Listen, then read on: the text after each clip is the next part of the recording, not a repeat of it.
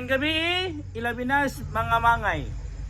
For your convenience and for our convenience also. No, parang wa nay mahasol sa atoa kay kun inyo ming kamangon dire, usigon mo sa among mga iro, daghan aming iro.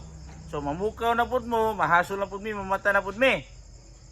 Para for the convenience of everybody. Magbutang kog sudanan dito sa gate. Dito lang ninyo ihulog ang inyong para pangkamang para sa amuha. Okay guys, no? For the convenience of everybody. No? Convenience sa mga mangay, aron di na usigyon og biro.